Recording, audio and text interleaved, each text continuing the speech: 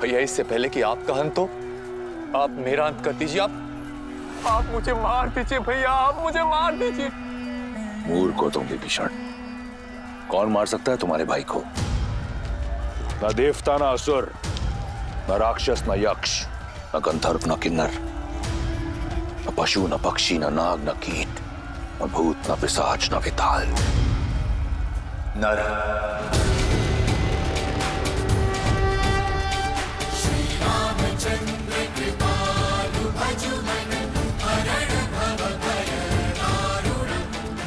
आप नर को क्यों भूल जाते हैं भैया?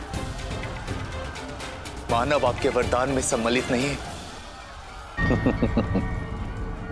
विभीषण, मानव जैसा तुच्छ प्राणी तुम्हारे भाई का कुछ नहीं बिगाड़ सकता। लगता है ये कायरता तुम्हें हमारे पिता से विरासत में मिली है। भैया मेरे लिए तो आप ही मेरे पिता हैं भैया। मुझे आपके लिए डर लग रहा है भैया, मुझे आपके लिए डर लग रहा है।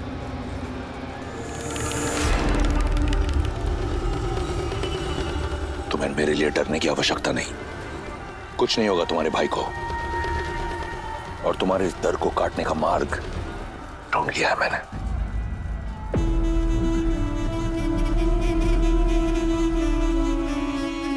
बस महादेव,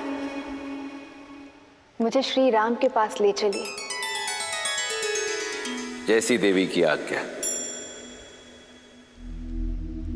नर रूप में नारायण गुरु वशिष्ठ के आश्रम में भविष्य में आने वाली चुनौतियों का सामना करने के लिए प्रशिक्षित हो रहे थे।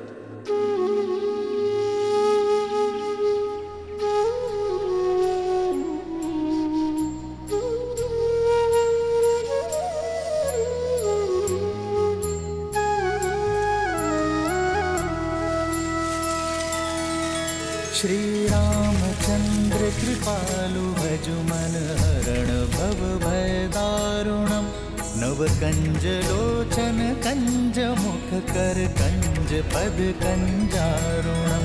भगवान के अवतार का केवल नहीं गुणगान है। कैसे नारायण बने नर इसका पावन ज्ञान है। सिया राम, सिया राम, सिया राम, सिया राम।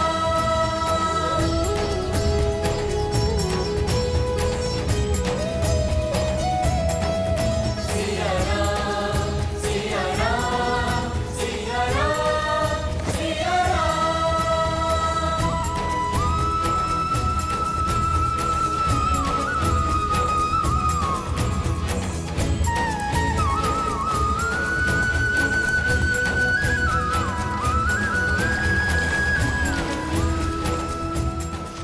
कितने सुंदर पुष्प है, तोड़ लेता हूँ। नहीं भरत, बिना बात के किसी चीज को तोड़ना नहीं चाहिए, ठीक है?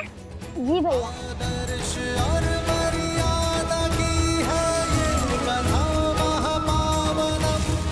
काट मद श्री से मिलाले श्रीमद् रामायणम। श्रीमद् रामायणम, श्रीमद् रामायणम। सिया राम, सिया राम, सिया राम, सिया राम, सिया राम, सिया राम, सिया राम, सिया राम।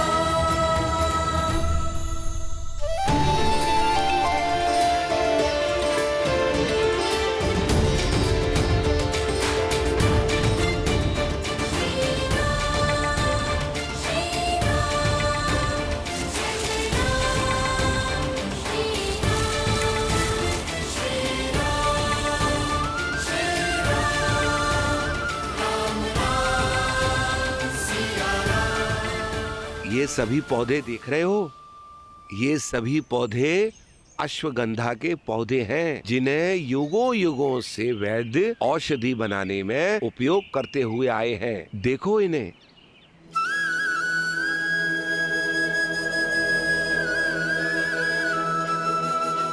आइए, मैं आपको और औषधि के पौधे दिखाता हूँ।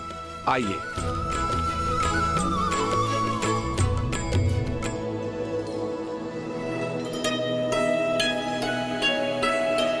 पता है कुमार आपको, कुमार, कुमार, अरे कुमार,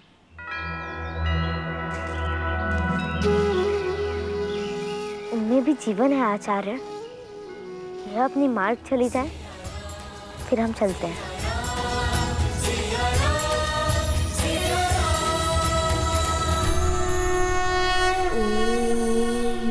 त्र्यम्बकं यजामहे सुगन्धिं पुष्टिवर्धनम् उर्वारुकमिव बन्धनान् मृत्योर्मुक्षीयमामृतात्।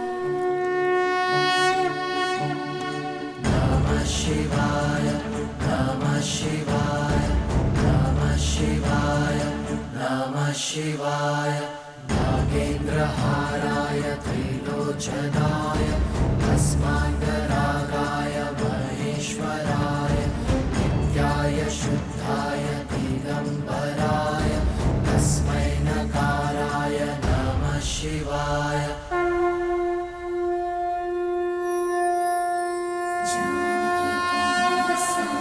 सर्वपापप्रणाशिनीं जानकीं नमस्यामि सर्वपापप्रणाशिनीं जानकीं नमस्यामि सर्वपापप्रणाशिनीं।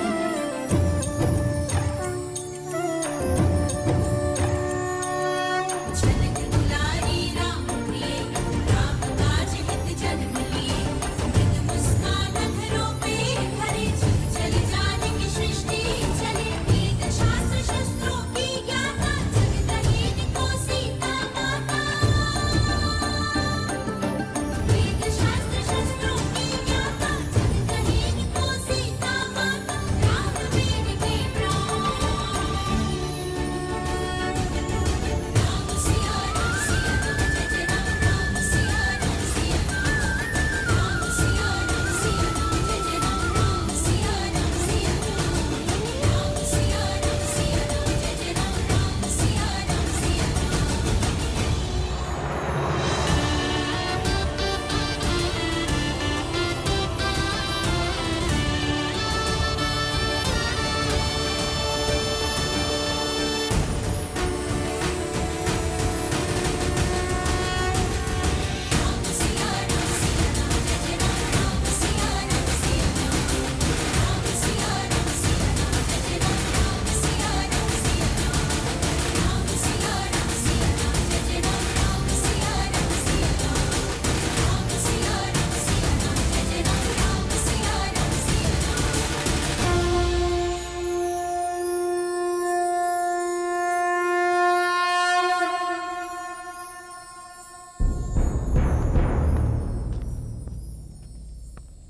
राजन, देवी गार्गी पधारी है।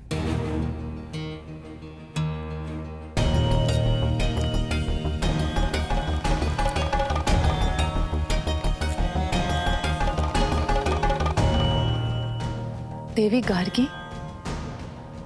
वो तो केवल तब आती हैं जब शास्त्रार्थ करना हो।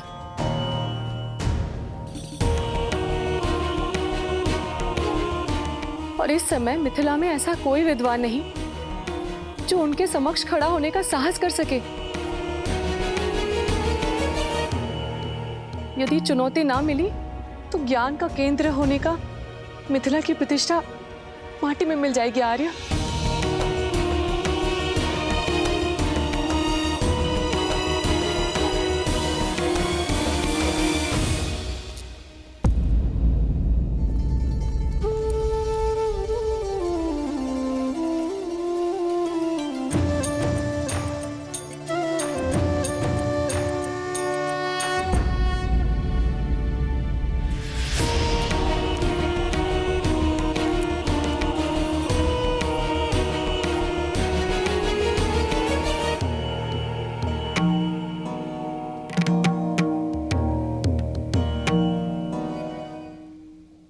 याज्ञवल्क्य जैसे ज्ञानी को भी शास्त्रार्थ में पराजित कर देने वाली विदुषी गार्गी को जनक का प्रणाम।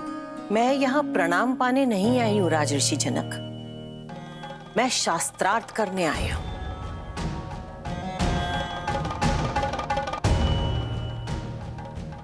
क्या हुआ? क्या यहाँ ऐसा कोई नहीं है जो मेरी चुनौती स्वीकार कर सके? मिथिला में कोई ज्ञानी नहीं बचा जो मुझे चुनौती दे सके। क्या ये शिव धनुष ही यहाँ के आकर्षण का केंद्र बनकर रह गया है राजन? पिताश्री की आज्ञा हो तो मैं माता गार्गी से चर्चा करना चाहूंगी।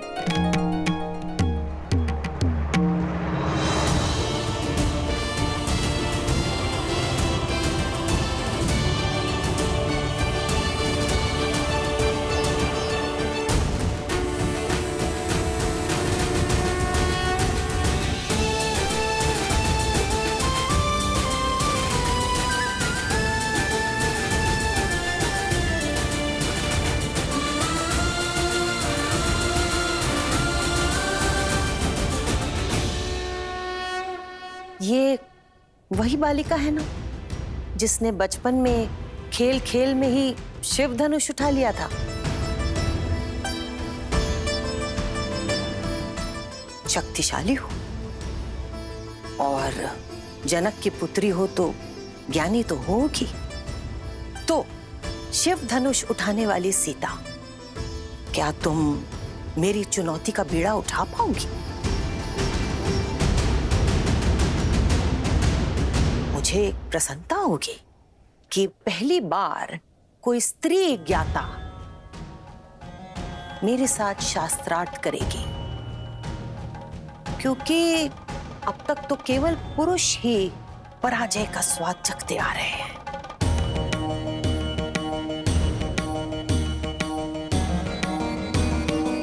पराजय विजय तो युद्ध क्षेत्र में होती है ना माता।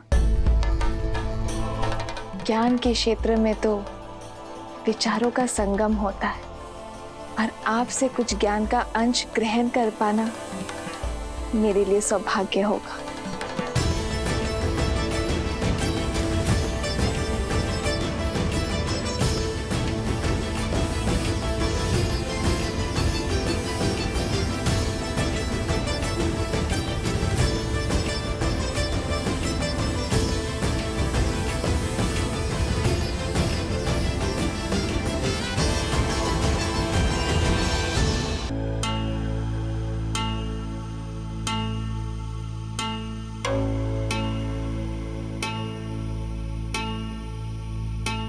ये पुष्पहार पहन लो सीता।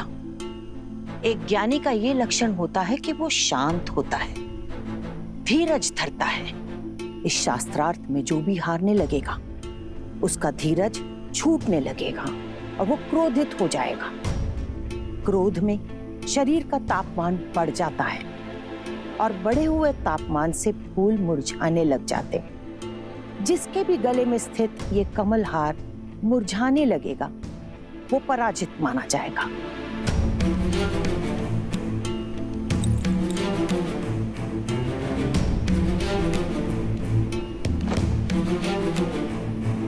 जो आज्ञा माता, परंतु मेरा ध्यान तो केवल आपसे अर्जित ज्ञान पुष्प पर ही रहेगा।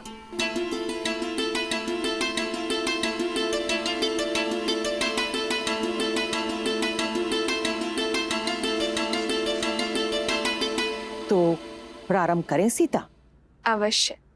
सबसे पहले मुझे ये बताओ कि तीनों लोकों में सबसे ज्यादा शक्तिशाली अस्त्र कौन सा है? महादेव का पशुपतास्त्र, ब्रह्मा का ब्रह्मास्त्र या फिर नारायण का नारायण अस्त्र?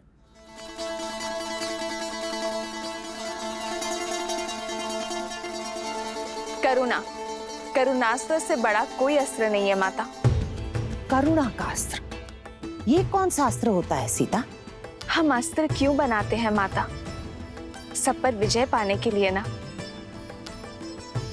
पर जिसके पास करुणा हो, सबकी पीड़ा समझने का भाव हो, वो इस संसार में सबको अपना बना सकता है। और जिसके सब अपने हो, उसे किसी भी अस्त्र की क्या आवश्यकता है माता?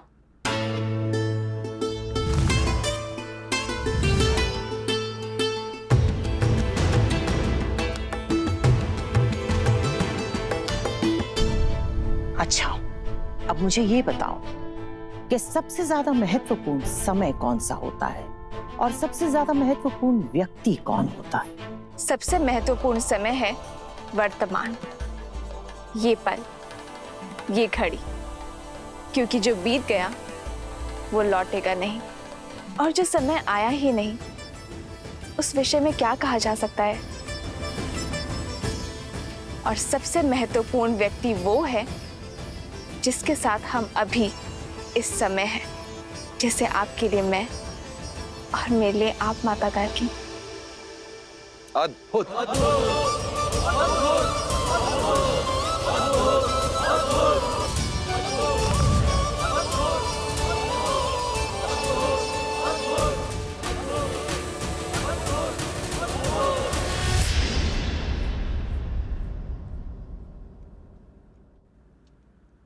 प्रकाश से भी ज्यादा अधिक वेग किसका है?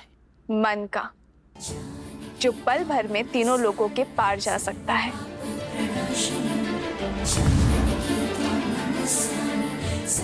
सबसे ज्यादा पवित्र क्या है? अग्नि, जिसका भोग लगाती है उसे पवित्र कर देती है। सबसे ज्यादा शुभ क्या है? शुभ शब्द, शुभ कर्म, सबसे उत्तम प्रार्थना, जो दूसरों के लिए की जाए। सबसे बड़ा मित्र कौन है? विवेक, जो सदा शुभ मार्ग पर ले जाता है। सबसे बड़ा शत्रु? अहंकार। सबसे ज्यादा सुंदर आभूषण कौन सा है? विनम्रता। सबसे बड़ा पराक्रम? त्याग। सबसे बड़ी विजय? स्वयं पर।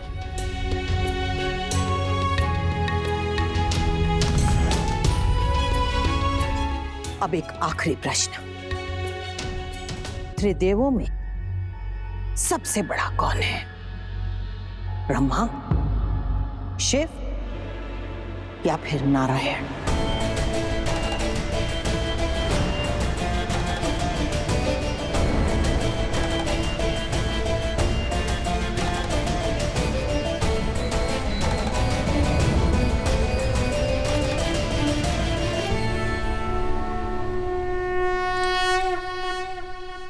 नर।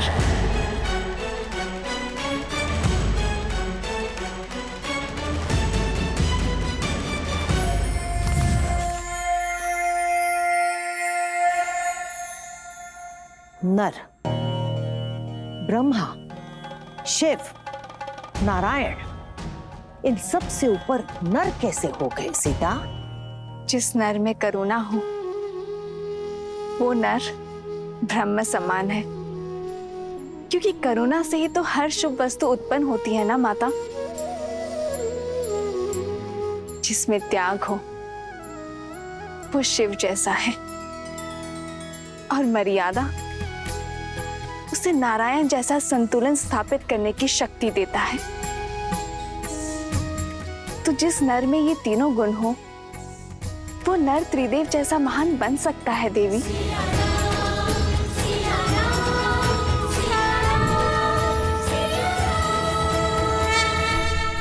अद्भुत बुद्धि की धनी है जनक पुत्री सीता। राजा जनक पुत्री सीता की, राजा जनक पुत्री सीता की, राजा जनक पुत्री सीता की, राजा जनक पुत्री सीता की। अद्भुत, अति सुंदर। मैं आशा करती हूं कि ऐसा ही नर तुम्हें वर के रूप में मिले सीता।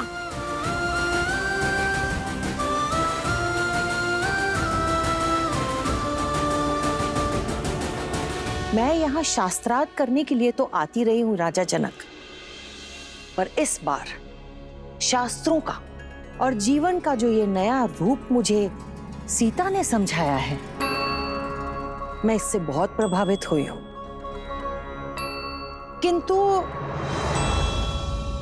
किंतु क्या? मुझे आपके लिए बहुत चिंता हो रही है राजन। ऐसा क्यों कह रही हैं आप देवी गार्गी?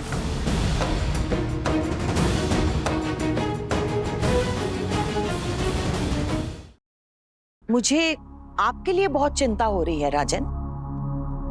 ऐसा क्यों कह रही हैं आप देवी गार्गी?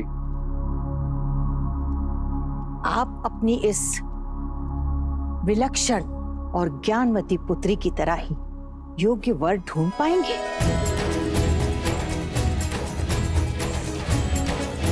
जो सीता की तरह ही इतना योग्य हो कि कभी भी किसी भी तरह की परीक्षा के लिए हमेशा सज्ज रहे। जो वीर तो हो परंतु उसके अंदर करुणास्त्र हो, जिसके मन में मर्यादा हो और कर्म में आदर्श। आपकी इस लक्ष्मी जैसी पुत्री के लिए नर में नारायण हो।